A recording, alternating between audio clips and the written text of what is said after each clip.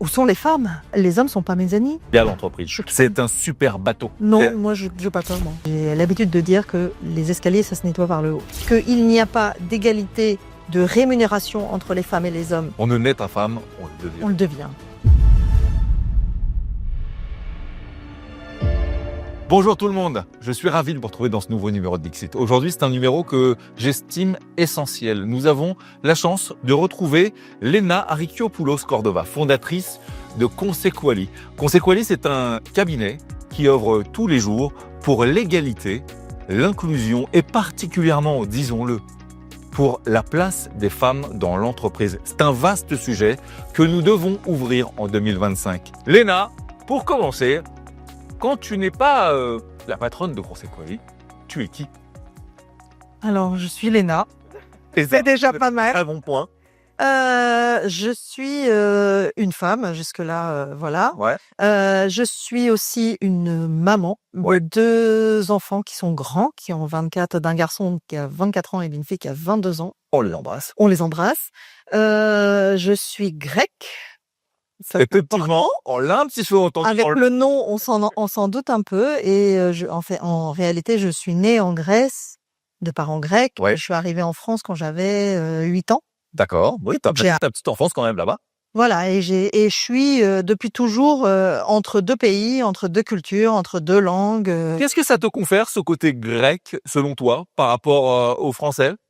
Alors déjà, c'est une culture Ouais. qui est différente et que je ressens de manière très forte intérieurement. D'accord. Donc je suis à la fois, moi je me définis comme grecque quand je suis en France et française quand je suis en grec, c'est particulier. Ok. C'est très fréquent pour les gens qui ont un peu des doubles cultures de se sentir un peu partout chez eux. D'accord. Et en tout cas, bon, c'est ce que je ressens. J'ai l'impression d'être chez moi en Grèce, chez moi en France, de reconnaître comment ça s'appelle, les avantages et les inconvénients Ouais. des 2 cultures Mhm. et de les intégrer complètement aussi. On embrasse les Grecs, ils ont une... Je trouve que c'est un peuple, le mot qui me vient, il est parfois un peu réducteur ce mot-là, mais Ouais. c'est la gentillesse des Grecs. Ben, Je les j'aime trouve bien. gentils. Je trouve qu'en grec, il y a un mot Ouais. qu'on dit qui s'appelle le philotémon, qui n'a pas de traduction exacte D'accord. en français. Donc ça voudrait me dire quoi? Alors, si je le dis étymologiquement, Ouais. c'est philotémo. Philo, c'est l'ami, l'amitié, D'accord. donc tout ce qui est amitié. Et timi, c'est l'honneur. Ah oui. Et en fait, c'est un mot qui veut dire qui est lié à la logique de de l'honneur bienveillant ou de l'amitié honorable. Trop bien. Je sais pas comment le dire. Et t'as raison. Et qui définit finalement la caractéristique des Grecs. Eh ben, Voilà. tu as raison. Je suis assez d'accord avec toi. J'étais encore cet été et il y a ça. Tu as raison. Ton parcours, jusqu'à chez nous aujourd'hui, tu as beaucoup travaillé dans le BTP. Explique-nous comment tu as cheminé. Alors oui, j'ai travaillé dans le BTP pendant quasiment 25 ans. Ouais. C'était une volonté, je dirais, depuis petite, en Mhm. fait. D'accord. J'étais passionnée, moi, quand j'étais enfant, j'étais passionnée par mon côté grec, hein, bien sûr, par les antiquités, en fait, par les temples. Et ce qui m'intéressait, c'était j'imaginais les gens qui vivaient dedans, Ah oui? il y a des milliers d'années, etc. Et je trouvais que c'était vraiment un truc qui était super de faire des ouvrages qui restaient dans le temps. En fait, Et dans lequel les gens vivaient. et dans lesquels les gens vivaient, avec lesquels et en grandissant, en fait, je voulais être architecte, mais j'étais nulle en dessin. Ça également, tu as raison. Voilà. Ouais. Je voulais, voilà, j'ai cheminé entre l'archéologie, et puis au final, à un moment, il y a eu cette idée dans ma vie de faire des ponts. J'avais envie de faire des ponts parce que d'abord, je trouve les ponts très beaux. Ah, tu parles de vrais ponts, De vrais de ponts. ponts entre les gens. Et bah, ça tombe bien, parce que évidemment, C'est exactement ça. et on vient de l'un à l'autre, en fait. Mais je voulais vraiment faire des ponts, non des D'accord. structures. Okay. J'ai Des dit chanter, ponts. pour en fait, pour moi, les ponts, il y a effectivement cette symbolique de liaisonner Absolument. des territoires Ouais. et donc faire des liens Bien entre les populations, entre les gens.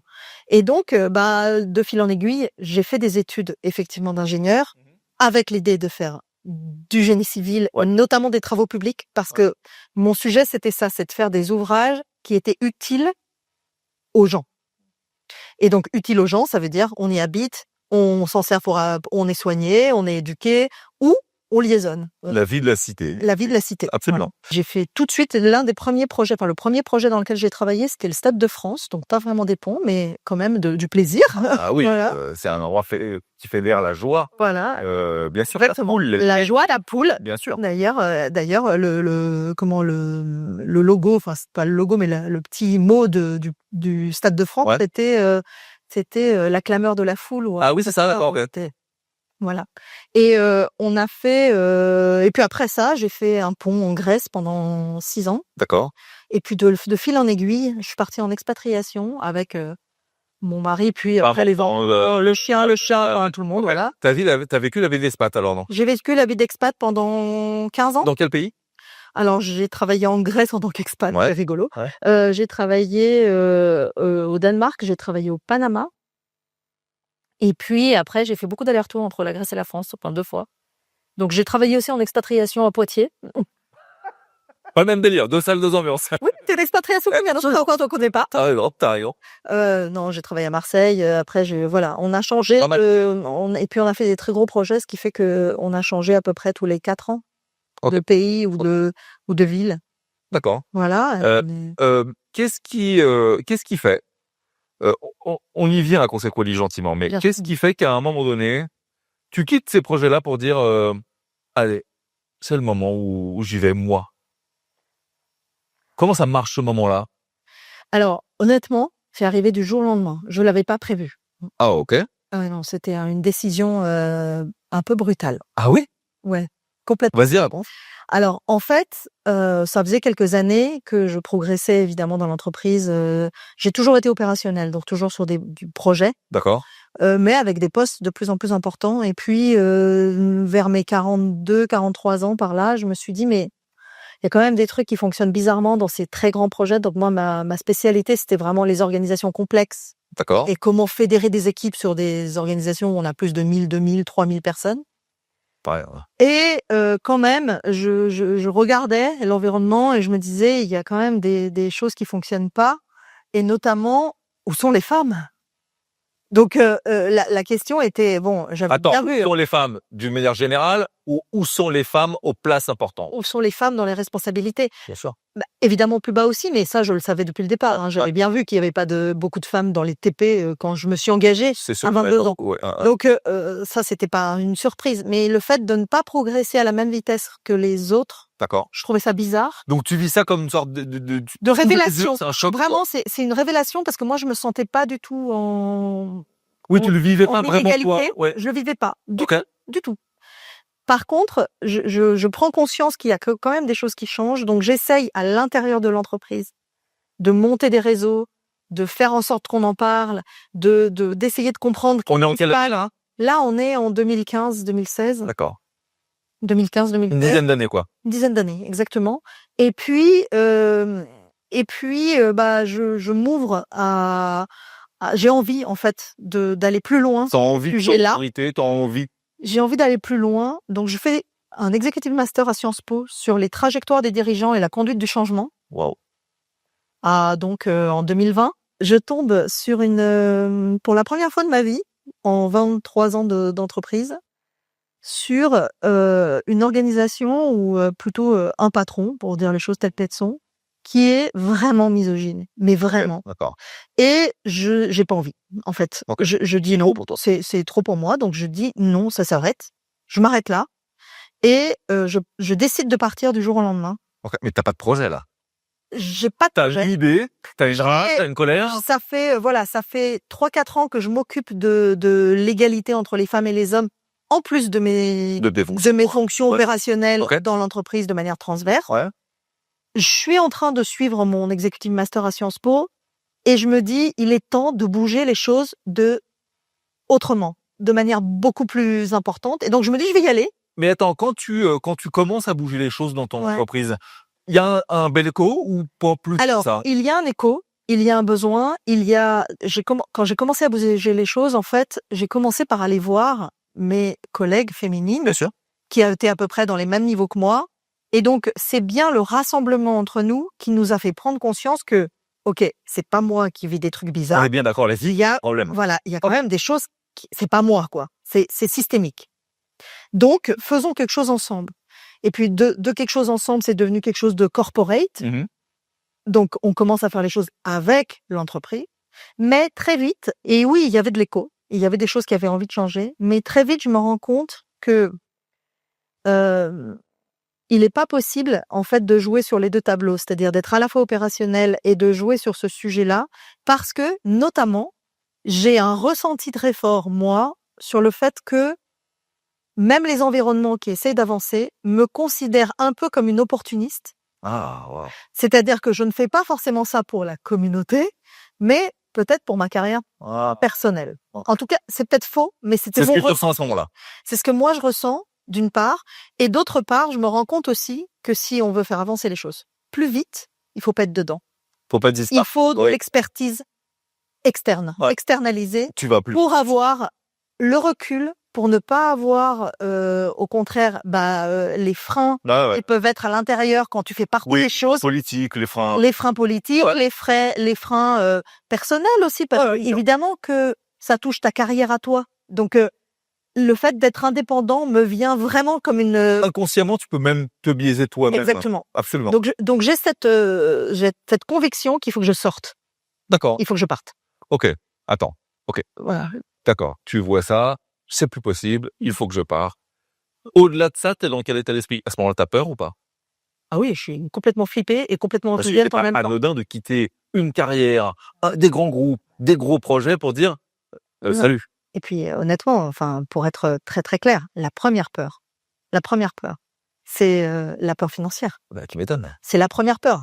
Et elle est énorme. Quand on a fait 25 ans dans un grand groupe, on est, entre guillemets, dans une cage dorée. Ouais. Ok. Donc, laisser le luxe et le confort, pour dire ça comme ça, parce que c'est la réalité, c'est pas anodin. C'est pas anodin. Mais c'est tout à ton honneur, mais C'est pas anodin. C'est pas anodin et en plus, je dirais, alors, un truc qui est très difficile pour moi dans ce que je suis, c'est que pour moi, l'indépendance est un truc hyper important. Ok, je parle de l'indépendance des femmes. Je veux dire, j'ai toujours eu, moi j'ai grandi avec une famille et une maman et des tantes, etc. Enfin, c'était le credo. Il faut que tu sois indépendante financièrement. Même pas. Puis c'était même pas c'était même pas concevable. Voilà. Que ça puisse être autrement. D'accord, ok. Qui fait que j'ai un mari, effectivement, etc. Mais on a toujours été à égalité. Oui, t'es pas une femme au foyer il faut que la soupe soit chaude. C'était vraiment l'indépendance financière est un sujet extrêmement important. Et donc, me retrouver justement là, je vais plus être à égalité. Du moins pendant un temps. Voilà, faut l'accepter, quoi. Donc c'était compliqué. Ok. Tu vois, merci pour ce retour en arrière, parce qu'en fait, je pense que c'est constitutif de tout ce que tu es maintenant et qu'il nous a fallu ce temps-là pour comprendre. On y arrive, Consequali. Ça y est, tu as lancé Consequali. En quelques mots simples pour les amis qui nous regardent, comment tu décrirais Consequali? Consequali, pour moi, c'est, alors, on dit une entreprise de conseil ou un cabinet de conseil. Ouais. Pour moi, c'est un écosystème de personnes qui essayent ou qui font, en fait, transformer par l'intérieur les cultures des entreprises vers des cultures plus inclusives. D'accord. Et qui, pour moi, sont de fait plus durables et plus performantes. Plus vertueuses, plus durables, plus performants. On connaît beaucoup dans cette émission, on parle beaucoup de transformation numérique des entreprises, mais effectivement, cette transformation de l'inclusivité, on l'a pas vraiment, forcément. En tout cas, on le voit moins. Ton sujet, n'ayons pas peur des mots, c'est aussi la place des femmes. C'est complètement la place des femmes. C'est complètement la place des femmes. Alors, écoute, j'ai eu cette conversation avec, il y a pas très très longtemps, avec la DRH du groupe Canal+, et la patronne de l'ANDRH, qui s'appelle Audrey Richard, et je lui posais cette question parce que moi, en tant qu'homme, elle m'intéresse aussi. On est en 2025. Les femmes sont-elles toujours sous-payées à poste égal par rapport aux hommes? Complètement. En France. C'est encore une réalité. En France, en Europe et dans le monde. C'est vraiment une réalité partout. Et c'est une réalité en France. Parce que on a tendance à penser que en France ou en Europe, on est mieux que... Non, mais il y a une réalité qui est une réalité législative. C'est-à-dire que, enfin législative, ou en tout cas l'arsenal législatif en France est extrêmement fourni. Ce qui fait que, en réalité, l'égalité de droit existe. L'égalité de droit. D'accord. Mais l'égalité de fait, n'est pas là. Et elle n'est pas là, pourquoi? Parce que on vit sur des stéréotypes de genre. Absolument. Et donc aujourd'hui, évidemment, j'aime pas le mot évidemment, mais c'est une réalité qu'il n'y a pas d'égalité de rémunération entre les femmes et les hommes en moyenne en France, qu'on est à, allez, on va dire 15% à temps équivalent, d'accord? Parce qu'il y a plus de femmes en temps partiel que d'hommes en temps partiel, ce qui fait que en réalité, si on met en moyenne, l'écart est de 24%, Mais c'est énorme. Mais c'est dingue. Quand on met en équivalent temps plein, on est à 14%. Quand on regarde à poste égal, vraiment à poste égal. Ouais, tout pareil. Alors, en moyenne, encore une fois, et j'insiste sur les moyennes parce que les moyennes, Ouais. autre chose, c'est à peu près 5% qui n'ont donc aucune explication. D'accord. Et après, quand on regarde selon les catégories, quand on regarde les cadres, par exemple, C'est beaucoup plus. C'est 8 ou 9%. Hein. C'est pareil dans toutes les zones géographiquement? Ou plus dans les villes un peu tendues, villes un peu plus urbaines? Alors, c'est vrai partout. C'est vrai parce que notamment en France, on dit qu'on a à peu près, alors le chiffre exact, je vais dire des bêtises, mais on a à peu près 80 catégories de métiers. D'accord. D'accord, à peu près. Et ou 70 catégories de métiers. Et dans ces 70 catégories de métiers, on n'a que 15 ou 16 métiers qui sont réellement mixtes. Mixte, ça veut dire qu'on a à peu près entre 40 et 60% d'hommes ou de femmes. Ok. D'accord? D'accord. Donc, toutes les autres catégories de métiers, elles sont soit masculines, soit féminines. Et quand on regarde dans le détail, qu'est-ce qui se passe? D'abord, les métiers à prédominance masculine sont en général plus valorisés économiquement que les métiers à prédominance féminine. Parlons du soin, de l'éducation, voilà. Ça, c'est une des choses. Et l'autre dominante économique, c'est que les métiers de direction, enfin les postes à responsabilité, sont à 75% occupés par des hommes. Voilà. Donc aujourd'hui, des femmes dirigeantes, on en a à peu près 25% partout dans toutes les entreprises. Okay. Et quand on regarde plus précisément les très grandes entreprises, par exemple aujourd'hui dans le SBF 120, on a, que je dise pas n'importe quoi, mais on doit avoir 14 femmes. D'accord ? Voilà, donc moins de 10%. C'est incroyable. C'est incroyable. C'est incroyable. Et donc ça, c'est une réalité. Ah non, mais c'est fou. C'est fou. Alors, on va pas enfoncer des portes ouvertes, mais selon toi, on va prendre un peu de hauteur, on en profite, mais qu'est-ce que ça change ou qu'est-ce que ça changerait d'avoir plus de femmes là-haut? Ça changerait qu'on peut on peut imaginer les choses de manière équitable et égale. Non, mais pour être simple, les femmes représentent 52% de la population mondiale. D'accord, donc on va dire la moitié. Ok, donc il y a la moitié de femmes et d'hommes dans le monde. Donc, on ne peut pas imaginer et concevoir un monde par des hommes pour des hommes. C'est ce qu'on fait. C'est vrai. Et les exemples les plus faciles. Mais c'est vieux comme le monde. T'as pas peur d'être David contre Goliath? Non, moi je n'ai pas peur, moi. J'ai pas peur. C'est ton petit côté grec. C'est pas peur, moi. J'ai pas peur. Non, et puis c'est tellement plus logique, en fait, quand on. Oui, mais ça bouge pas vite. Ça bouge pas vite. On est d'accord. Anodine, on est en 2025. Vraiment, ces chiffres-là, ça bouge pas tant que ça. Ah non, ça bouge vraiment pas beaucoup. Mais peut-être aussi que quand on regarde un peu les vagues du féminisme, elles sont assez récentes. Elles sont récentes. Ouais. Quand on se dit que ça fait à peine 132 ans. Alors moi j'aime bien prendre cet exemple-là. Ouais. Ça ne fait que 132 ans.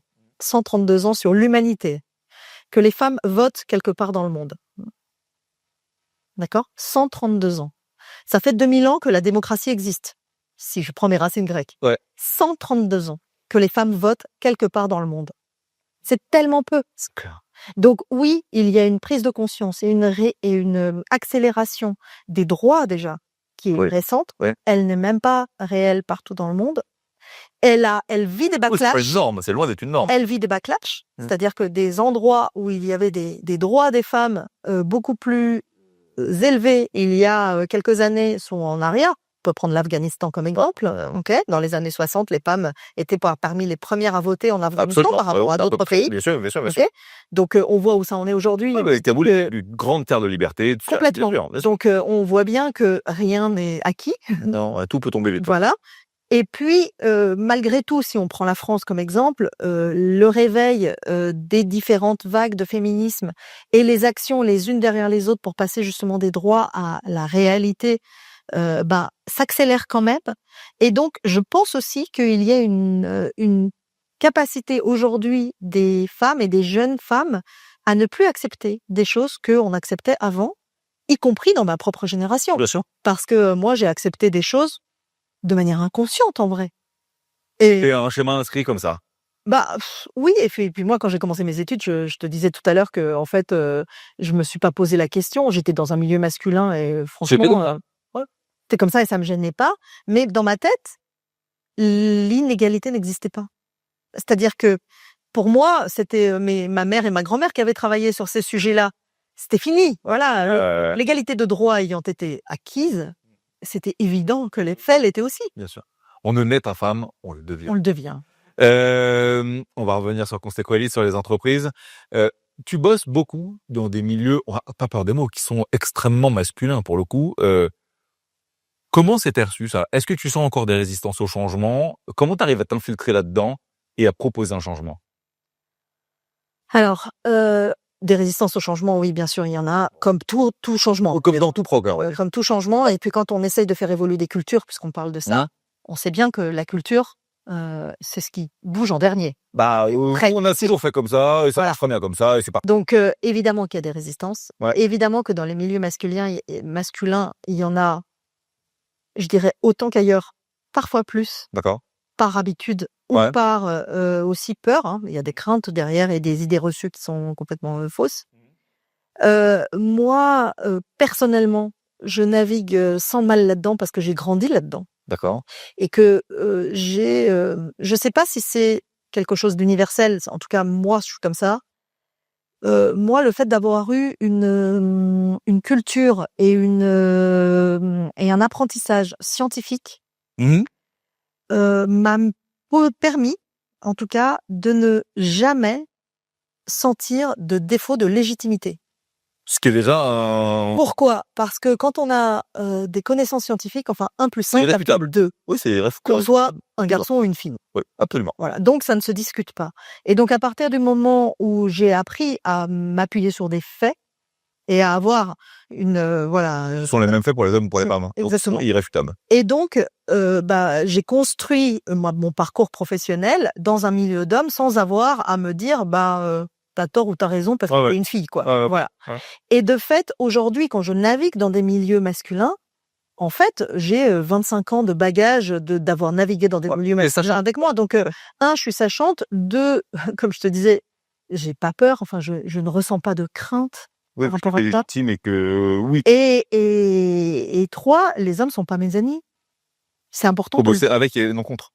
Oui, et puis, je veux dire, moi, quand je fais des présentations en entreprise aujourd'hui, 9 fois sur 10, je regarde les gens qui interviennent dans les ateliers, etc. Et ils sont pleins. Je dis ils, elle aussi parfois, mais ils sont pleins à tomber de l'arbre. C'est-à-dire quand on parle, par exemple, des chiffres et qu'on donne les faits, en fait, les gens se disent mais c'est pas vrai. C'est pas le cas en France aujourd'hui. Si. Ouais, c'est encore le cas. Et de fait, tout le monde est d'accord. Et donc, une fois que la prise de conscience est là, il y a toujours des récalcitrants, mais ça, ils sont une minorité. En réalité, de plus en plus, on peut. Oui, mais la plupart des gens, ils sont OK sur le changement. Ils savent juste ni comment faire. Oui, c'est un peu de peur au changement. Oui, ça... et ni, surtout, ils se sont jamais posé la question. D'accord. Voilà. Donc, alors, parlons concrètement. Les gens qui nous regardent et qui se disent, il y a peut-être un peu de boulot, effectivement, qui tombe de leur chaise aujourd'hui, en disant, il y a un petit peu de boulot à faire quand. Donc, ils te contactent. Comment ça fonctionne? C'est-à-dire que c'est une sorte d'audit où ils te disent juste, je veux m'améliorer? Alors. Comment ça fonctionne? Alors, aujourd'hui, il y en a quelques-uns qui me contactent. Alors, soyons aussi très réalistes. Ouais. D'accord? Aujourd'hui, qu'est-ce qui fait que les entreprises se disent, allez, il faut qu'on fasse quelque chose? D'abord, il y a les lois. Ça va beaucoup. Heureusement. Ouais. Enfin, et on est dans des cultures qui sont des cultures où on change les choses parce qu'il y a une loi qui met des pénalités à un moment levé. D'accord? Qui nous a obligés à faire. On roule moins vite sur les autoroutes parce que il y a des amendes. Absolument, bien sûr, tu as raison. Voilà. Donc c'est pas une autre raison qui fait que les entreprises aujourd'hui se réveillent. Donc il y a les lois et la législation qui font que il faut qu'on bouge. D'accord. D'accord. Donc ça c'est le pourquoi je le fais. D'accord. Je dis pas qu'il y a pas des gens qui sont convaincus. Oui. Et il y en a, mais c'est pas la majorité. D'accord, c'est à la marge. D'accord, c'est à la marge. J'ai quand même un client qui est venu me voir parce que lui, il avait envie de faire quelque chose chez lui, ce qui est très différent parce c'est une entreprise de 80 personnes et donc sans obligation. Il l'a fait tout seul de son plein gré comme ça. Absolument. Donc ça existe, la conviction, et Bravo. c'est super. Merci à lui. Mais la plupart du temps, c'est parce qu'il y a une raison financière. Voilà, il y a une contrainte quelque part. Et tant mieux parce que il faut mettre le pied dans la porte, quel que soit. Voilà. Ok. Donc la première étape, c'est on me dit qu'est-ce que je fais. Souvent, on m'appelle pour me dire bon, Léna, il faut que je mette plus de femmes dans l'entreprise. Ok. Alors moi, je suis pas magicienne. Je fais pas comme ça. Ouais. Pour trouver des femmes. Donc, mon principe de base, c'est de dire, pose-toi la question de savoir, en fait, pourquoi il n'y a pas de femmes chez toi et pourquoi celles qui y sont partent. Ok. Tout ça pour dire qu'il ne s'agit pas que de chiffres, et il ne s'agit pas de remplacer ou en tout cas de mettre des femmes. Oui, c'est pas un jeu. C'est pas un jeu. C'est une question de comment, en fait, quel est l'environnement qui fait qu'on a envie de travailler dans ton entreprise. Quelle réflexion profonde tu as sur ta boîte. Qu'on soit une femme ou un homme. Absolument. Ok. Mais là, on s'approche presque de valeurs RSE quelque part. Mais complètement. Mais on est dans des valeurs RSE. Okay. On est dans qu'est-ce qui fait qu'on est bien dans une entreprise. Et l'inclusion, c'est ça. Absolument. C'est quoi l'inclusion? C'est vraiment de s'épanouir à la fois. Parce que là, on parle de femmes, mais ça pourrait être exactement toute minorité. Absolument. Et à peu près dans ce sujet-là, les femmes ne sont pas une minorité, mais dans les entreprises, et notamment dans certains postes, elles sont une minorité. Ouais, t'as raison. Ok. Donc, c'est les mêmes sujets qui jouent sur l'inclusion. Donc, concrètement, on m'appelle en général sur ces sujets-là, ou on m'appelle parce que, justement, dans le cadre de la RSE, on doit faire un atelier de sensibilisation, je dois faire une action, plus ou moins de com, je sais pas trop, au moment où ça démarre. C'est là où je voulais en venir. Évidemment. Est-ce que c'est pas de la com? Il y en a, il faut pas se mentir. Il y a du peak washing. Alors, en vérité, c'est super. Mais c'est pas grave. Exactement. Moi, ce que je constate. C'est comme le verdissement, c'est toujours pareil. Ce que je constate, c'est que à un moment, quand on est patron d'entreprise ou dirigeant dans une entreprise, il y a des raisons A, B, C qui font que on a besoin de faire appel à ce type de service. Ok. On est plus ou moins convaincu, on peut même ne pas être du tout convaincu. Ouais. Mais ce qui se passe, c'est qu'on va aller mettre un objet qui est qu'on ne sait quoi lire, par exemple, aux mains de son collectif. Et donc en fait, ce qui se passe, c'est que moi je travaille pas que avec le patron de l'entreprise ou les dirigeants. Je travaille avec des collectifs. Et les collectifs, eux, c'est eux qui sont l'entreprise. Bien sûr. C'est eux qui font ce qu'est l'entreprise. Et donc, en moyenne, il y a toujours plus de la moitié des personnes, et largement plus de la moitié des personnes, chez qui on réveille des choses et qui vont bouger. Et pourquoi moi, mon objet, c'est l'entreprise d'ailleurs? Parce que je suis convaincue que l'entreprise, sur tous ces sujets de transformation ou de transition, qu'elle soit sociale ou environnementale d'ailleurs, l'entreprise est le vecteur d'accélération numéro 1. On en parle souvent aussi. On recevait il n'y a pas très très longtemps sur ce plateau Lucie Bache. Tu sais, c'est la jeune brillante patronne de Too Good. Voilà. Elle nous dit quoi? Elle nous dit, en fait, on peut attendre de tout le monde, on peut attendre de l'État, on peut attendre de tout ça. Le monde doit changer et souvent, il change par l'entreprise. Mais bien sûr. Via l'entreprise. C'est un super bateau. Un super véhicule. Un super véhicule. Et puis, c'est surtout que on touche à des sujets qui sont des sujets sociétaux. Et donc, les gens dans l'entreprise, pourquoi l'entreprise est intéressante? Parce que l'entreprise, on va travailler, on est dans un cadre. C'est un endroit où on est obligé d'avoir un cadre. Et donc, le cadre, on peut le changer plus facilement, alors que dans la vie de tous les jours, c'est plus compliqué. En revanche, nous sommes tous des êtres humains et nous sommes tous totalement perméables, en réalité, entre notre vie privée et notre vie professionnelle. Et donc, le changement qui se passe dans l'entreprise, on le transporte chez soi. Et donc, on fait bouger la société. J'adore. Est-ce que tu as des secteurs qui sont plus durs que d'autres? Plus difficiles à bouger? Alors, moi, je travaille essentiellement aujourd'hui dans le secteur de la construction et des mobilités. Et un peu la tech. Ouais. J'ai pas l'impression que ce soit une question tellement de secteur. D'accord. en tout cas dans l'expérience que j'ai, parce que D'accord. j'ai pas non plus Oui, t'as pas travaillé toutes dans les industries de toutes les d'accord, industries du monde, mais j'ai pas l'impression que c'est plus difficile dans les uns ou les autres. Ça dépend vraiment quand même, à un moment donné, de la volonté réelle de la direction. C'est-à-dire que moi, j'ai l'habitude de dire que les escaliers, ça se nettoie par le haut. Et donc, à un moment, si en haut, on le fait pour des raisons totalement de communication, comme tu dis ouais. par exemple, ça se ressent très, très vite. Et ce qui se ressent, c'est pas le premier exercice que vous allez faire avec les gens, et cetera. Parce que ça, ce que je disais tout à l'heure, hein, les gens, ils sont là et ils ont envie. Mais les gens, ils ont envie s'ils sentent que derrière, il va se passer quelque chose. Absolument. Si Si c'est un on départ. fait un atelier dans un coin, parce que c'est le 8 mars, exemple, et que on n'en reparle plus avant le 8 mars de l'année d'après, Ouais. Aucun tas. voilà, ils savent très bien. Ouais, il faut que ça soit le démarrage de quelque chose. Et donc, il faut que ce soit le démarrage de quelque chose. Et ça, on le ressent très, très vite. Moi, je le ressens auprès des comités de direction, de dire, OK, chez eux, il va se passer des choses, ou chez eux, non, il va pas se passer des choses. Et c'est une question vraiment de cohérence du comité de direction, et pas celle seulement du dirigeant. Mais c'est plus ça. C'est plus une question de personne pour moi que de secteur. Comme souvent. C'est comme souvent. Voilà. C'est une question de personne.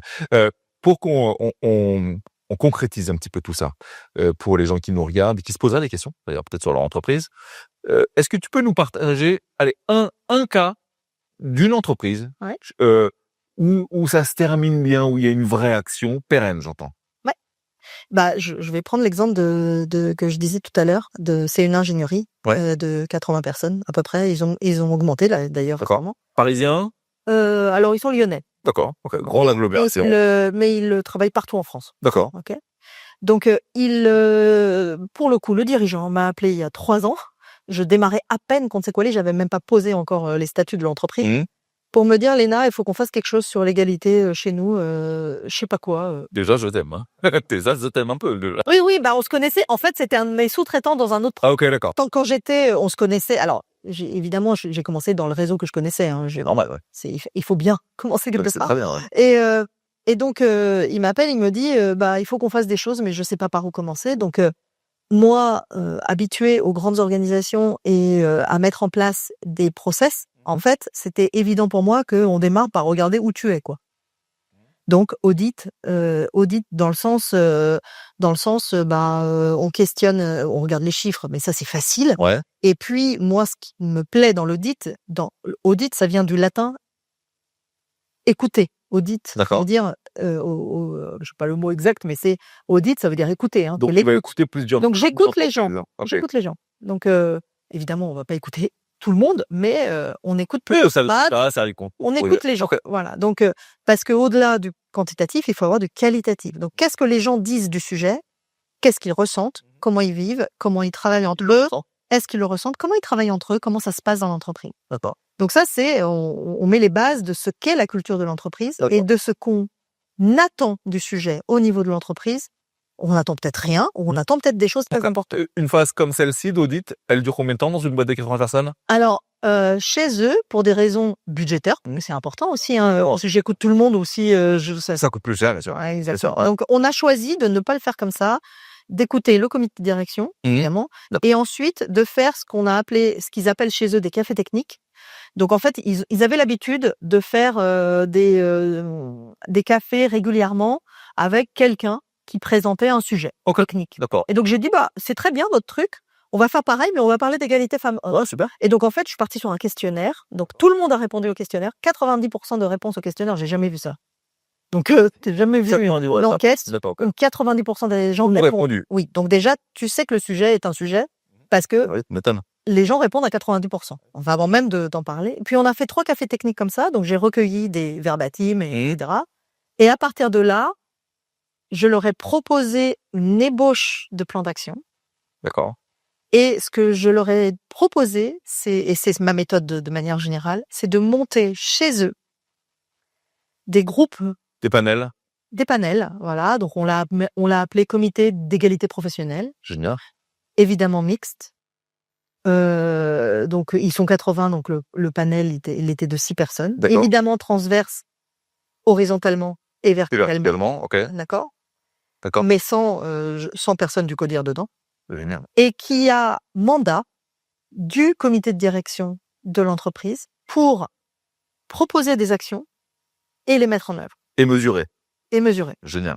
Et donc moi, ce que je fais, c'est que j'anime ce comité. Donc j'apporte de l'expertise et puis je les aide à mettre en place les actions. Donc ça, au début, j'étais très présente. Mhm. Maintenant, ça fait 3 ans que ça tourne. Maintenant, j'ai quelques heures de temps en temps où ils m'appellent, ils font tout ça. L'idée aussi, c'est de leur apprendre à gérer. Mais alors, du coup, ça se traduit par... Et alors, ça se traduit que d'abord, moi, pas ma petite, mais ma grande victoire, c'est que on a mis dans cette entreprise, ils ont mis, parce que c'est vraiment eux qui ont fait. Et ça, c'est important. Mmh. Ils ont mis sur la table des conversations qu'ils n'avaient pas avant. Et ça, c'est le premier point important. C'est de réussir à enlever les tabous qui peuvent exister dans les conversations, à communiquer vraiment. Et donc, à écouter les collaborateurs et les collaboratrices pour ce qu'ils sont et ce qu'ils vivent.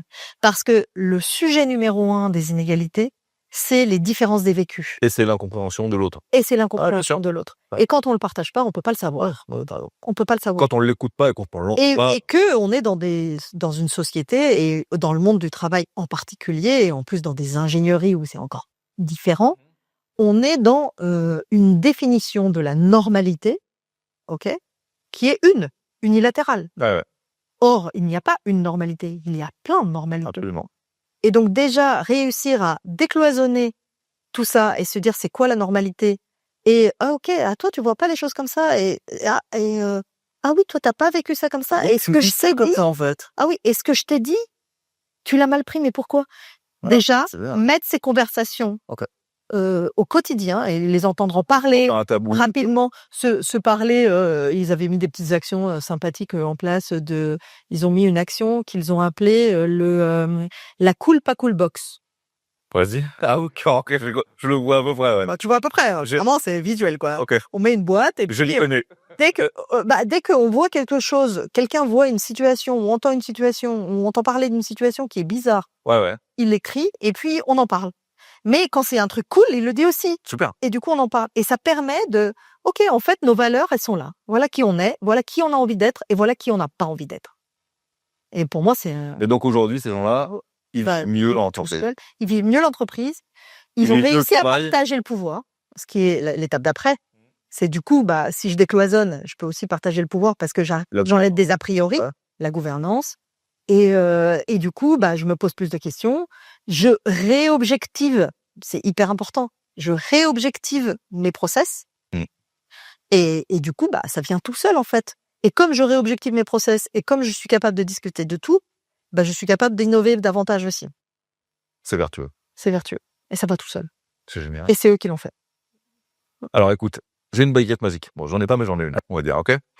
Tu es nommé immédiatement ministre, plus haut rang de l'État, ministre de l'inclusivité. Qu'est-ce que tu fais demain? Ah, ça, c'est une bonne question. Qu'est-ce que je fais demain? Demain. Pas dans 10 ans, demain. Demain, j'oblige vraiment les entreprises à mettre des comités de direction mixtes, déjà femmes-hommes, et puis mixtes dans tous les sens aussi. C'est-à-dire que la société soit représentée dans les instances de direction des entreprises. Notre société est multiculturelle. Elle est, en France en tout cas, elle est multiculturelle et elle est très diverse. Multiculturelle. Elle est diverse de manière cognitive aussi. Et c'est important. C'est important de se dire qu'il y a des neuroatypies aussi qui sont totalement différentes et qui ne sont pas, hiérarchisables en termes de capacité d'innovation, de performance. Et mettre dans les instances de direction une représentation de la société, à mon avis, on est capable de répondre à la société de manière plus ample. Selon toi, aujourd'hui, qu'est-ce qui déconne de nos gouvernants sur ces points-là? C'est pas un sujet ou quoi, c'est pas urgent? On considère que c'est un sujet, alors je vais le dire comme ça parce que c'est malheureusement le cas, on considère que c'est un sujet RSE. Et c'est quoi un sujet RSE aujourd'hui dans une entreprise? C'est un sujet à côté. Moi je compare. Si on a le temps. On le fait quand on a le temps, ou on le fait pour avoir des bons points, ou on le fait pour que les indices de notation soient bons, etc. Moi je compare souvent à la sécurité. C'est hyper important. Il y a 30 ans, quand moi j'ai commencé à travailler, la sécurité, dans les milieux industriels et dans la construction, c'était le sujet de l'expert sécurité du chantier. OK? Ouais. Donc le mec qui était responsable de la sécurité, c'était lui. Et donc, il y avait des accidents mortels, des accidents graves, c'était pas le sujet. Doucement, on est passé de la sécurité, c'est l'affaire du gars là, à la sécurité, c'est l'affaire du chef de chantier, du conducteur de travaux, du directeur de projet, du directeur de De l'entreprise. multi-responsabilité. Et donc aujourd'hui, on parle pas de la sécurité sur le terrain, on parle de manager la sécurité. La sécurité est devenue une responsabilité opérationnelle. Le jour où l'inclusivité ou la RSE de manière générale devient une responsabilité opérationnelle, alors là, On a gagné. on a gagné. Et il n'y a plus de RSE d'ailleurs, puisque c'est devenu opérationnel. Est-ce que tu crois pas que certaines femmes voudraient, mais ont peur, de prendre des responsabilités, ou en tout cas de même ne serait-ce que les réclamer, à juste titre parfois? Si tu avais un conseil à dire, à donner à ces femmes-là qui sont dans l'attente de dire oh, mais non, je peux pas me dévoiler parce que je vais me faire tomber dessus, avoir à penser. Qu'est-ce que Léna, avec cette hauteur que tu as et cette expérience, tu leur dirais à cette femme-là? Alors j'accompagne beaucoup de femmes. Hein. Ouais. En plus, chez Conseil on accompagne les organisations et on accompagne aussi les femmes. Ouais. Alors moi, je leur dis d'être ce qu'elles sont. Mmh. Et c'est difficile parce que être ce qu'on est quand on n'est pas dans l'archétype du leadership tel qu'il est imaginé. Donc un mec. Donc un mec, voilà. Forcément, c'est compliqué. Et les femmes, elles sont pas idiotes. Hein. Ce qu'elles fuient, c'est le sexisme. D'accord. Elles fuient le sexisme dans toutes ces représentations, graves ou moins graves. Ah ouais. Et donc, elles y vont pas parce qu'elles n'ont pas envie d'affronter ça. Ok. Moi, ce que je leur dis, c'est allez-y tel que vous êtes. Et si c'est trop difficile, vous avez le droit de partir. Ouais. Mais entourez-vous. Et quand je dis entourez-vous, on parle souvent d'avoir des mentors. Moi, ce que je leur dis, c'est trouver un sponsor. Pas exactement pareil, un mentor. Un mentor, il vous aide à construire votre carrière et il vous montre un mentor. C'est quelqu'un qui va vous montrer les règles du jeu. Ok, le côté professoral du truc et le beau jet. Les règles du jeu, il va vous montrer les codes, il va vous introduire, il va vous intégrer. Okay. Passer de l'intégration à l'inclusion, c'est pas exactement pareil. Non, c'est pas pareil, ouais. Voilà. Alors moi, je leur dis, cherchez un sponsor. Un sponsor, c'est quelqu'un qui croit en vous. Qui croit en vous et qui est capable de vous soutenir dans la disruption que vous allez amener. Attends, donc un sponsor dans l'entreprise. Un sponsor dans l'entreprise. J'adore. Un sponsor dans l'entreprise. Okay. Trouvez-vous un sponsor. Un allié. Un allié de poids. Un sponsor, c'est quelqu'un qui a... Un allié de poids, un mec qui pèse ou une fille qui pèse et qui peut vous aider. Et qui va vous aider. J'adore. Premier sujet. Deuxième sujet, trouvez-vous des fans. J'adore. Des fans. Des fans, c'est des pairs qui sont au même niveau que vous, mais qui vont soutenir vos actions, qui vont applaudir quand vous faites, et qui sont en fait votre communauté, okay. qui vont aller avec vous. Et troisième sujet, trouvez-vous des sœurs. La sororité, c'est vraiment un sujet super important. Alors je pense que la sororité, ça y est, on y est. Je pense que les femmes, ça y est. On commence. Parce que je le dis souvent, alors ça vient pas de moi, ça vient d'une autrice dont j'ai oublié le nom. Qu'on donnera un jour, peut-être. On va le donner. Mais ça vient pas de moi. Mais la rivalité féminine, c'est vraiment un fantasme du patriarcat. Ce n'est pas une réalité. On a habitué les femmes à se dire que entre elles, ça va pas. En vrai, c'est pas du tout le cas. Ouais. On peut se soutenir. Et d'ailleurs, et de manière très naturelle, et on trouve ça totalement normal, les hommes se soutiennent entre eux. Bien sûr. Tu as raison. Et où est le problème? Donc les femmes peuvent aussi se soutenir entre elles. Consequali et Léna dans 10 ans. Oh, alors là, si je savais où je serais, enfin, moi je suis grecque, hein, je rappelle. Ouais. Le planning, c'est pas mon truc. Ouais. Et puis j'aime bien la route. Non, mais on va y arriver ou pas? Oui, on va y arriver. Moi, je suis optimiste. T'es optimiste. Ouais, je suis optimiste et je suis engagée. Je suis optimiste, je suis engagée et j'y crois. Et j'y crois parce qu'on peut pas faire autrement. Tout ce qui aujourd'hui, notre société, elle démontre que la manière avec laquelle on vit le leadership de manière très forte et puissance, qu'est-ce que c'est le leadership? Quand je demande aux gens, donnez-moi un animal qui, pour vous, représente le leader, c'est? Un lion. Ben voilà. Et pourtant, le lion est pas un animal excessivement leader. Hein. Le loup ou le cheval le sont beaucoup plus. Mais ce que je veux dire, Oui, c'est c'est les croyances, ouais, pas c'est une représentation du leadership, la puissance et la gloire. Mais peut-être que il y a d'autres formes de leadership plus vulnérables. La vulnérabilité est humaine. Donc à partir du moment où elle est humaine, elle est normale. Plus dans l'amour, osons dire le ouais, mot, bien sûr. plus dans le partage, dans l'écoute, dans le dialogue. Et ces formes-là de leadership, aujourd'hui, sont nécessaires à notre société. On le voit, on est en guerre partout. Il y a de la violence partout. C'est vrai. Donc moi, je pense qu'il n'y a pas d'autre solution en vrai. De toute façon, il faut que là, Voilà. on va y arriver. Merci Léna d'avoir passé ce temps avec nous. Merci à toi. Tu vois, on y voit plus clair. Et tu avais raison, il faut qu'on dise les choses, il faut qu'on montre les choses. Vous qui nous regardez, vous avez des problématiques ou vous avez des questionnements sur le fonctionnement de vos entreprises, comment améliorer tout ça. On va vous mettre autour de la vidéo toutes les coordonnées de Léna de Conseil Quali. Comme ça, vous pourrez prendre la température, appeler, se renseigner, ça peut toujours du bien. Tu viendras nous en reparler. Avec plaisir. Vous qui nous regardez, on se retrouve très vite pour un nouveau numéro de Dixit. D'ici là, tâchez d'être heureux, parce que le reste, ça suit toujours. Bye bye.